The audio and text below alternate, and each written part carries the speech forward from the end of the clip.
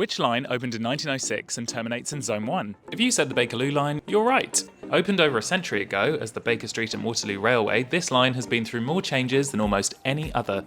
It once had 45 stations, but today runs just 25, linking Harrow and Wealdstone in the northwest with Elephant and Castle in the south. The name Bakerloo was originally a nickname, coined by a journalist who shortened Baker Street and Waterloo Railway.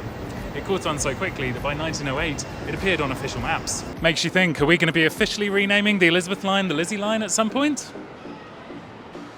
We could see it happening. While today the line is brown, its earliest station signs were a little different. They were actually green. These days we've got enough green on the maps with the District line, the Suffragette line and the tram, so probably just as well it was changed. So join us for TfL's 10 Bakerloo line highlights.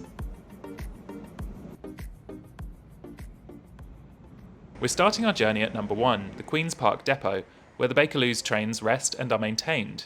And you get to pass through a carriage shed. Passing through the carriage shed now. That might not sound like the most exciting thing in the world, but on the TfL network, it's a novel experience.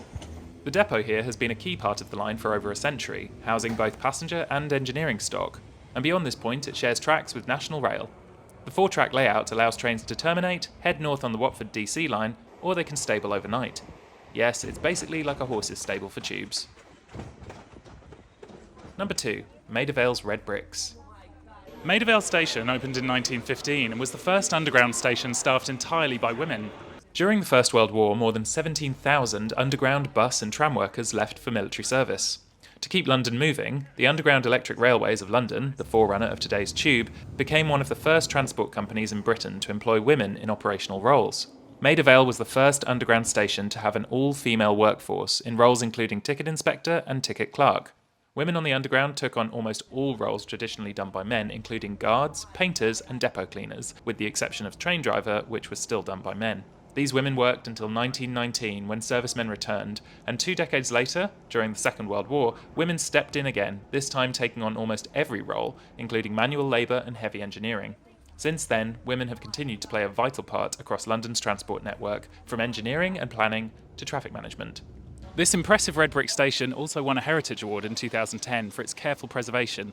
Inside you'll spot mosaics and original tiling. It's a real time capsule of early 20th century design. Film fans might also recognise it from the Richard Curtis movie About Time. It's like Rachel McAdams is here right now. Next up, we're at number 3, Paddington, where you can find the Paddington Bear statue to commemorate one of children's literature's most beloved characters. In Michael Bond's 1958 book, A Bear Called Paddington, the Brown family discover him here, newly arrived from darkest Peru, with only a suitcase, a duffel coat, and a note around his neck reading, "Please look after this bear. Thank you." In 2000, this bronze statue by sculptor Marcus Cornish was unveiled, showing the bear perched on his battered suitcase. It's become a favourite meeting spot and photo stop for visitors from around the world, and a link to London's literary history. Number 4, the Wall of Plants at Edgware Road. At Edgware Road, nature meets transport with a striking living wall of plants. And while it might look like Oscar the Grouch, it was installed as part of a greening initiative to soften the red brick facade of the Leslie Green station building and absorbs pollution. Petition to rename it Hedgeware Road? Yeah, that was terrible, sorry. Shout out to the artful Edwardian ticket windows you can spot here too, another classic Leslie Green design. Check out our Beyond the Map video about Mornington Crescent for a look at another Leslie Green masterwork. We're passing through Marylebone Station now to get to our next stop, Baker Street.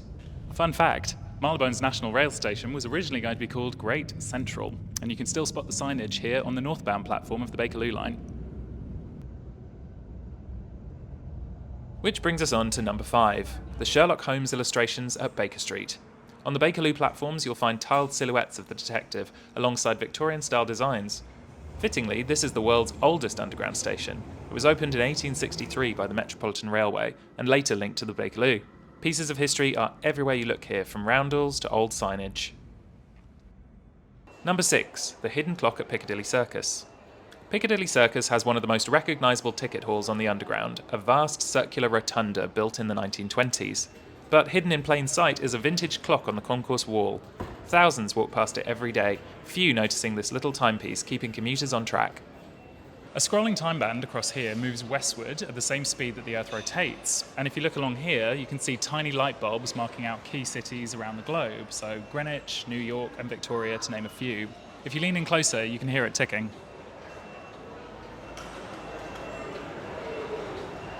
Piccadilly Circus is also home to number 7.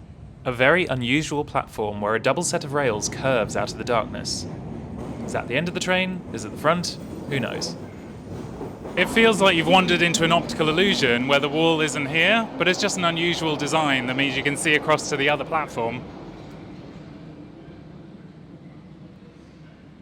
Number 8. The hidden platforms at Charing Cross.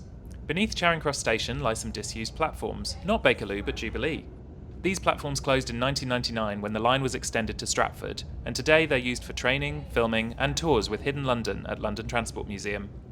This closed-off concourse and its platforms are now a vital part of the network for staff training, design testing and filming. When this station was built in the 1970s, they started to experiment with hardware materials. Charing Cross has quite bright green tiles, but for wayfinding there were also yellow strips along the platform and yellow across the roof. It apparently simulates daylight, so they could find the way out much more easily. Things like Paddington have been filmed here, Skyfall, Madonna's Hung Up music video, and Dua Lipa's short section for the Brits. There are even posters for fake books and movies on the walls. Who's up for a viewing party of Love on the Platform? It wouldn't be a Bakerloo line video without a mention of Waterloo Station, since Bakerloo is a portmanteau of Waterloo and Baker Street. One of Britain's largest and busiest stations, its underground section has been open since 1898, with the Bakerloo line being added in 1906.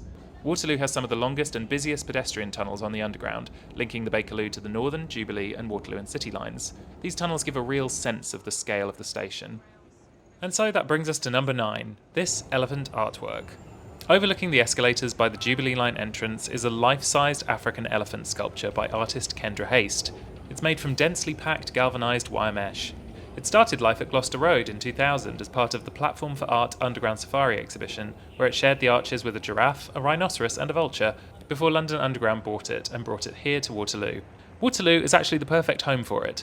The station sits near the site of Astley's Amphitheatre, which was often called the world's first circus ring. In the 1800s, elephants regularly performed there, but thankfully not anymore.